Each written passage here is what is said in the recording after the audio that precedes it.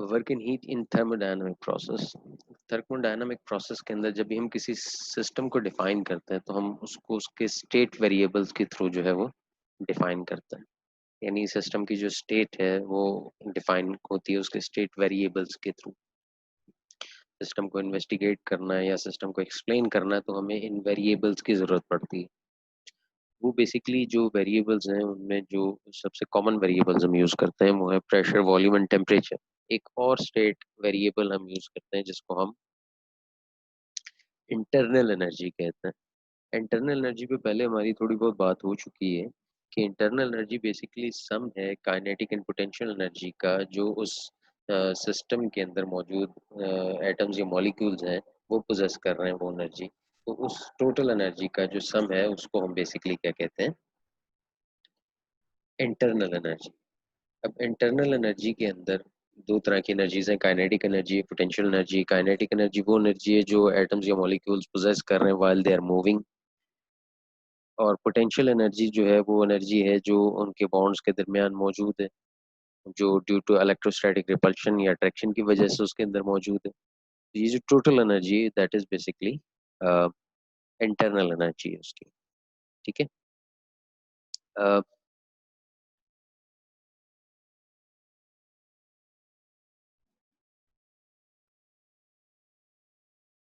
एक चीज यहाँ पे इम्पोर्टेंट देखो, a state of a system can be specified only if the system is in thermal equilibrium initially.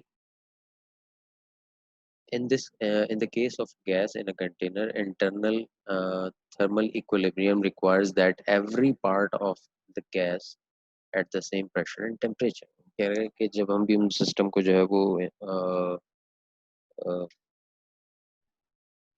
Specified करते हैं कि ये एक स्पेसिफिकली सिस्टम है और उसको हम इन्वेस्टिगेट करना चाहते हैं, उसको एक्सप्लेन करना चाहते हैं, तो उसको थर्मल इक्विलिब्रियम में होना चाहिए। और किसी गैस कंटेनर में अगर गैस जो है वो मौजूद है तो उसका इक्विलिब्रियम क्या है कि उसमें हर पार्ट में यानी किसी भी जगह गैस कंटेनर के अंदर जो प्रेशर और टेम्परेचर की वैल्यूज हैं वो क्या हो, यूनिफॉर्म हो, एक जैसी। A second category of variables in situations involving energy is transfer variables. These variables are those that appear on the right side of the conversation of energy equation. अच्छा, देखो, हम जब भी किसी सिस्टम के ऊपर जो है वो वर्क परफॉर्म करते हैं, ठीक है, तो हम उसके अंदर एनर्जी चेंजेस जो है वो आमतौर पर प्रोड्यूस कर रहे होते हैं। ठीक है। और दूसरी तरह से या तो हम उसके ऊपर वर्क परफॉर्म कर सकते हैं या हम उसको हीट प्रोवाइड कर सकते हैं। दोनों तरह से हम क्या कर सकते हैं, उसके जो स्टेट वेरिएबल्स हैं उनको चेंज किया जा सकता है। ठीक है। सिस्टम को किसी भी किस्म की एनर्जी प्रोवाइड करने के लिए या तो हम उस पर वर्क परफॉर्म कर सकते हैं या हम उसको क्या कर सकते हैं, हीट एनर्जी जो है वो प्रोवाइड कर सकते हैं। तो दोनों तरह से जब हम कोई भी प्रोसेस जो है वो अडॉप्ट करेंगे तो basically we are changing the state variables of the system. यहाँ पे जो हम बेसिकली डील कर रहे हैं वो हम डील कर रहे हैं वर्क डन को, कि हम जो है वो वर्क परफॉर्म किया जाता है। अब देखो, वर्क जब हम सिस्टम के ऊपर वर्क की बात करते हैं ना तो there are two type of work, that one we performed on the system and the other one is work done perform by the system. ठीक है। एक वो वर्क है जो हम परफॉर्म कर रहे हैं सिस्टम पे और एक वो वर्क है जो सिस्टम जो है वो वर्क परफॉर्म कर रहा है। जिस तरह से यहाँ राइट साइड के ऊपर आपको फिगर नजर आ रही है 20.4, इस फिगर के अंदर आप देख रहे हैं कि एक पिस्टन है, एक गैस सिस्टम बनाया हुआ उन्होंने जिसके ऊपर एक मूवेबल पिस्टन लगा हुआ है। उसकी इनिशियल स्टेट ए है और फाइनल स्टेट बी है। अब ए के अंदर हमें नजर आ रहा है कि ये एरिया ऑफ द सिस्टम है, ये प्रेशर है इसके अंदर और वॉल्यूम है। It undergoes a change. हम उसके ऊपर फोर्स लगाते हैं, एरो का साइन क्या शो कर रहा है कि this piston is going downward, it means that we are performing work on the system. So the change in the volume या जो जो डिस्टेंस कवर किया है पिस्टन ने चेंज होगा, वॉल्यूम ऑफ कोर्स चेंज होगा, लेकिन हम डिस्प्लेसमेंट जो है वो देख रहे हैं कि जो फोर्स लगाने से जो डिस्प्लेसमेंट इसमें आया दैट इज डी वाई। ठीक है। डी वाई जो है वो क्या है, displacement covered by the piston while applying a force on it. तो अब देखो, हमने जो है वो सिस्टम के ऊपर फोर्स अप्लाई किए तो उसको हमने नेगेटिव एफ से जो है वो रिप्रेजेंट किया। ठीक। हम जे हेड क्यों ले रहे हैं ये फोर्स के साथ, आपको नज़र आ रहा होगा J hat that we are moving vertically, तो हम वाई एक्सिस की डायरेक्शन में मूव कर रहे हैं, तो that is why it is represented by J hat. इसी तरह से जो डिस्टेंस कवर डी आर है that is represented by D Y J hat, यानी दोनों जो फोर्स और डिस्प्लेसमेंट है both are in the same directions. ठीक है। तो as the piston is downward bye an external force, तो जब डाउनवर्ड हम उसको मूव कर रहे हैं तो work done on the system हो रहा है, तो हमने उसको जो है वो नेगेटिव कंसीडर किया हुआ फोर्स को। तो वर्क डन किस तरह से फाइंड किया जाता है, फोर्स एंड डिस्प्लेसमेंट। तो ये फोर्स और डिस्प्लेसमेंट जब इनका डॉट प्रोडक्ट लेंगे both are in the same directions, तो cos थीटा, थीटा की वैल्यू जीरो हो जाएगी। एफ, यही पढ़ते हैं ना हम, जो फॉर्मूला है फोर्स का, F into D cos theta. तो एफ जो है वो that is represented bye minus F into J head dot, जो डिस्प्लेसमेंट डी आर है वो रिप्रेजेंट हो रही है डी वाई इंटू जे हेड से। तो दोनों सेम डायरेक्शन में है, तो थीटा की वैल्यू जीरो हो जाएगी। तो हमारे पास जब डॉट प्रोडक्ट लेंगे तो it will converted into a scalar value, जिसके बराबर आ गई एफ इंटू डी वाई। अब देखो फोर्स की जगह पी ए आ गया, देखो मैं पता प्रेशर जो है वो फोर्स पर यूनिट एरिया के बराबर होता है ना, P is equals to F over A होता है। ठीक है। तो वहां से अगर हम एफ की वैल्यू कैलकुलेट करें तो वो पी ए के इक्वल आ जाएगी। ठीक है। तो इस इक्वेशन के अंदर ये जो हम यहाँ पे वर्क कैलकुलेट कर रहे हैं, इस पूरी इक्वेशन में यहाँ पे एफ की वैल्यू को सब्स्टिट्यूट कर दिया गया है, तो वो क्या बन गया, माइनस पी ए, एफ की जगह माइनस वैसे ही आ गया, एफ की जगह पे पी ए आ गया, और डी वाई वैसे ही यहाँ पे मौजूद है, तो ये बन गया पी ए, जिसमें पी जो है दैट इज प्रेशर, ए जो है वो एरिया ऑफ द सिस्टम है, and D Y the displacement covered by the piston while applying on the force on it. ठीक है। तो अब देखो area, area into length, area into length that is equals to volume. तो ये जो हमारे पास area into change in length है, ये चेंज इन वॉल्यूम को रिप्रेजेंट कर रहा है। चेंज इन वॉल्यूम का क्या मतलब है कि पिस्टन जो इनिशियल सिस्टम है हमारे पास और जो फाइनल सिस्टम है इसके अंदर चेंज वॉल्यूम में आया, that is represented by D V. ठीक है। और जो प्रेशर है वो क्या है, पी है, तो हमने क्या निकाल लिया, वर्क डन निकाल लिया। If the gas is compressed dv is negative, dv is negative का क्या मतलब है, the volume is decreasing and the work done on the gas is positive. तो हम जो वर्क डन परफॉर्म कर रहे हैं गैस के ऊपर that is positive, the gas expends dv is positive and work done on the gas is negative. अगर जो है वो कंप्रेशन हो रहा है तो वर्क डन जो है वो पॉजिटिव है, और अगर एक्सपेंशन हो रहा है, वॉल्यूम इंक्रीज हो रहा है, तो वर्क डन जो है वो क्या है, नेगेटिव है। These are very simple sign convention that we use. If the volume remains constant the work done on the gas is zero, कि अगर इनिशियल और फाइनल वॉल्यूम जो है वो चेंज ना हो, वो सेम रहे, तो वर्क डन जाहिर सी बात है जीरो होगा। क्यों जीरो होगा, there will be no displacement. ठीक है। There will be no displacement. तो आगे जो है ना वो इसमें है क्या कहते हैं, फर्स्ट लॉ ऑफ थर्मोडायनामिक्स। तो उसके अंदर हम जब उसके केसेस डिस्कस करते हैं तो उसमें हम एक ही केस भी डिस्कस करते हैं कि if the volume is constant, तो जब वॉल्यूम कांस्टेंट हो तो वहाँ पे हम वर्क डन को जीरो कर देते हैं, और जब वर्क डन जीरो हो जाए तो हम जितनी भी हीट सिस्टम को प्रोवाइड करते हैं that is all converted into its internal energy. ठीक है। वो सारी की सारी उसकी इंटरनल एनर्जी में कन्वर्ट हो जाती है। तो ये हमारे पास जो है वो एक फॉर्मूला, इसका जनरल फॉर्मूला बन गया कि work done is equals to my negative of the integration of p into dv, and we are integrating it from initial to final volume, ये इसके लिमिट्स हैं। तो dv के क्रॉस जब हम इसको इंटीग्रेट करेंगे तो हमारे पास वर्क डन जो है वो निकल आएगा यहाँ से, इस फॉर्मूला के थ्रू। हम एक और तरह से भी वर्क डन जो है वो कैलकुलेट करते हैं, जिसको हम पीवी डायग्राम कहते हैं बेसिकली। ठीक है। पीवी डायग्राम जो है वो प्रेशर वॉल्यूम डायग्राम है, जिसमें वॉल्यूम जो है that is taken on x axis and while the pressure is taken on y axis.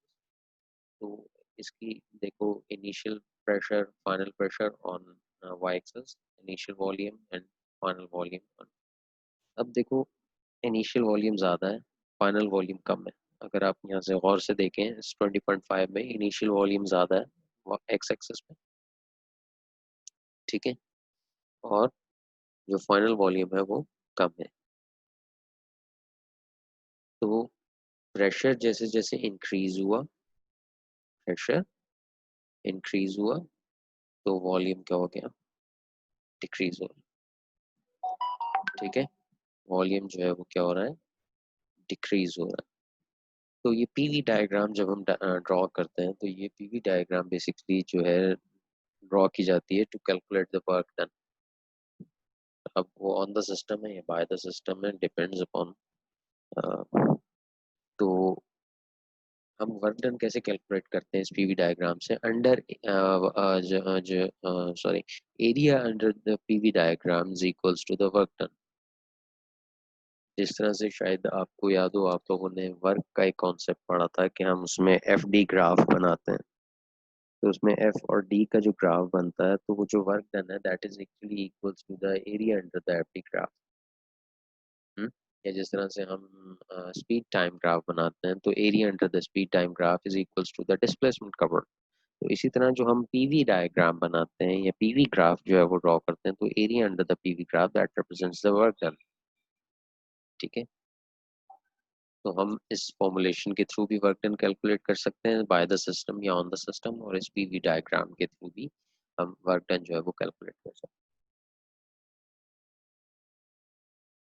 अच्छा, ये स्टेटमेंट जो है वर्क डन की, the work done on a gas is a quasi-static process। quasi-static process का मतलब होता है which is happening very slowly, जो हमें ऐसा लगे कि स्टैटिक है but that is not static.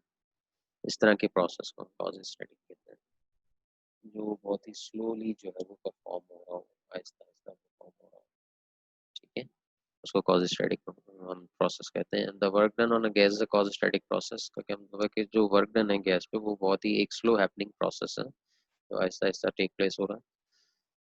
that takes the gas from an initial state to the final state, कि जब किसी भी वर्क किसी भी गैस के ऊपर किसी भी किस्म का कोई वर्क हो रहा होता है एक स्लो प्रोसेस के अंदर, तो वो उसको एक इनिशियल से फाइनल स्टेट में ले जाता है। अब वो इनिशियल से फाइनल स्टेट ये भी हो सकती है कि उसका वॉल्यूम इंक्रीज हो रहा है, एक्सपेंशन हो रही है। उसकी इनिशियल टू फाइनल स्टेट ये भी हो सकती है कि उसका जो वॉल्यूम है वो डिक्रीज हो रहा है, ठीक है। तो the work done on a gas is a causostatic process that takes the gas from initial to final state is the negative of the area under the curve on a PV diagram evaluated between initial and final states। देखो negative area उसने क्यों कहा हुआ है कि देखो अगर तो वॉल्यूम जो है वो इंक्रीज हो रहा है, बढ़ रहा है, एक्सपेंशन हो रही है तो वर्क डन नेगेटिव हो जाएगा, ठीक है। और अगर जो वॉल्यूम है वो डिक्रीज हो रहा है तो वॉल्यूम को नेगेटिव कंसीडर करेंगे, वर्क डन क्या है हो जाएगा पॉजिटिव। तो एक माइनस पहले से मौजूद है, अगर दूसरी नेगेटिव वैल्यू उसमें इन्वॉल्व हो जाती है तो उसको पॉजिटिव कर देगी, अंडरस्टूड है, नहीं तो वो नेगेटिव ही रहेगी। तो ये एक बेसिक कॉन्सेप्ट है वर्क और हीट का, जिसके अंदर ये एक छोटी सी डेरिवेशन जो है वर्क डन की मौजूद है, ठीक है। ये कुछ और प्रोसेस जो है पीवी डायग्राम के थ्रू एक्सप्लेन किए, इनके कांस्टेंट प्रेशर कंप्रेशन है followed by constant volume process, ठीक है।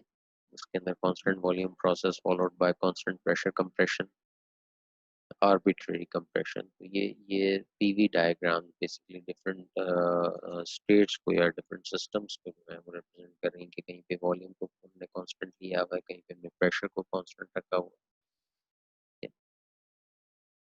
ये डिफरेंट प्रोसेस है वर्क डन के कहीं पे हम एनर्जी रिजर्वायर पे जो है रख के उसको सिस्टम को एक्सपेंड कर रहे हैं, या हम उसको जो है वो कंप्रेस कर रहे हैं, और कहीं पे हम आइसोलेटेडली उसको जो है वो एक्सपेंड या कंप्रेस कर रहे हैं। तो डिफरेंट सिचुएशंस हैं, यहाँ पे टेम्परेचर की वैल्यू चेंज नहीं हो रही, इसमें टेम्परेचर की वैल्यूज जो है वो चेंज हो जाएंगी सी और डी में। ए और बी में क्योंकि हमारे पास एक एनर्जी एनर्जी रेजर्वायर मौजूद है, तो हम एक्सपेंशन परफॉर्म कर रहे हैं, तो उससे टेम्परेचर में कोई चेंज नहीं आया। तो टेम्परेचर को कांस्टेंट रखने के लिए हमारे पास एक एनर्जी रेजर्वायर जो है वो ऑलरेडी मौजूद है। But in C and D अगर हम देखें तो यहाँ पे अगर एक्सपेंशन होगी तो इस एक्सपेंशन से जो टेम्परेचर है दैट विल चेंज ऑब्वियसली, क्योंकि हमारे पास कोई एनर्जी रिजर्वायर मौजूद नहीं है एंड एनर्जी कॉजेज कूलिंग, तो वो अंदर का जो टेम्परेचर है दैट विल बी डिक्रीज। एक और छोटा सा कॉन्सेप्ट इसके अंदर मैं आपको देता चलूँ कि फर्स्ट लॉ ऑफ थर्मोडायनामिक्स, अभी हमने पढ़ा कि जो स्टेट फंक्शंस हैं, स्टेट वेरिएबल्स हैं, वो चार वेरिएबल्स हमने पढ़े कि जिसमें प्रेशर है, वॉल्यूम है, टेम्परेचर है और internal energy itself is a state variable जो एनर्जी ऑफ द सिस्टम को डिफाइन करता है। वो जो इंटरनल एनर्जी है basically that is equals to the sum of the energy provide, Q जो है वो हीट एनर्जी है यहाँ पे जो हम सिस्टम को प्रोवाइड करते हैं, and W is the work done जो सिस्टम जो है वो परफॉर्म कर रहा है, सिस्टम पे परफॉर्म किया जाता है। तो इन दोनों का जो सम है बेसिकली वो इंटरनल एनर्जी के इक्वल है। अगर हम गौर करें इस स्टेटमेंट के ऊपर फर्स्ट लॉ ऑफ थर्मोडायनामिक्स पे, तो ये basically law of conservation of energy है। ठीक है, कि सिस्टम के पास जितनी भी टोटल एनर्जी है वो उसकी इंटरनल एनर्जी है, और आप किसी भी तरह से सिस्टम के अंदर एनर्जी में चेंज लेके आएंगे तो वो बेसिकली उसकी इंटरनल एनर्जी जो है वो चेंज हो रही हो।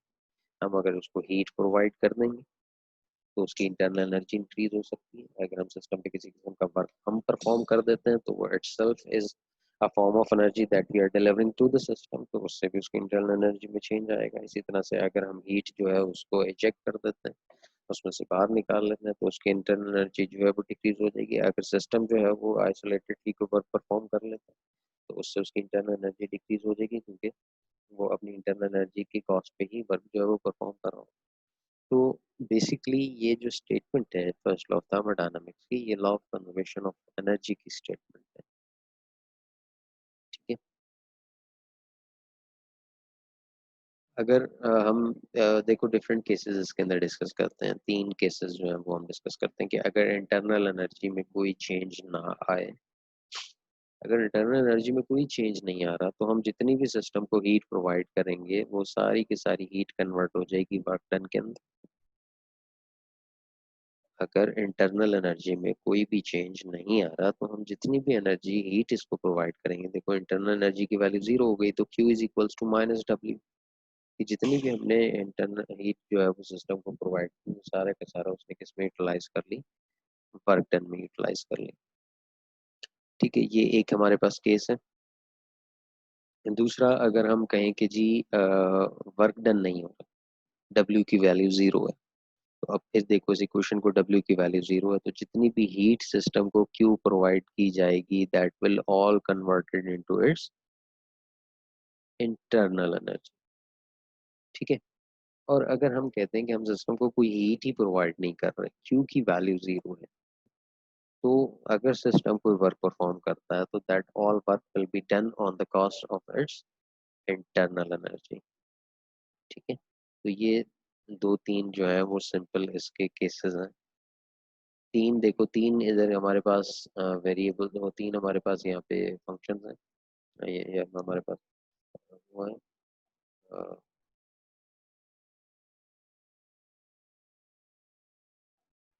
Internal energy Q and W. देखो इसके अंदर सिर्फ एक इंटरनल एनर्जी जो है वो स्टेट वेरिएबल है, बाकी क्यू और डब्ल्यू जो है वो स्टेट वेरिएबल्स नहीं है। ठीक है, क्यू और डब्ल्यू जो है वो स्टेट वेरिएबल्स नहीं। तो हम इन इस इक्वेशन के ऊपर तीन डिफरेंट कंडीशंस लगा सकते हैं। हम इंटरनल एनर्जी को जीरो कर सकते हैं, या हम क्यू को जीरो कर सकते हैं यानी heat provided to the system, या हम डब्ल्यू को जीरो कर सकते हैं।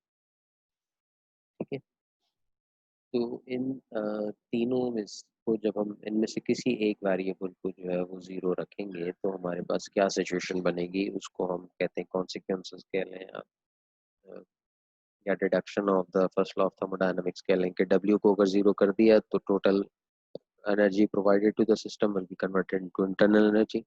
अगर हमने क्यू को जीरो कर दिया तो total work done is on the basis of internal energy. अगर हमने इंटरनल एनर्जी को जीरो कर दिया तो total energy provided will be converted into work done.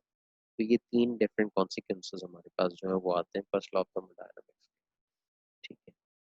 Furthermore, in next lecture we'll be discussing some applications of the first law of thermodynamics, कुछ इसी इन्हीं process से रिलेटेड हैं जो हम ऑलरेडी कुछ पढ़ चुके हैं, आइडियाबैटिक फोर्स, एक्सपेंशन वगैरह, कंप्रेशन और इस तरह की चीज़ें। तो if is there anything you people want to ask, please?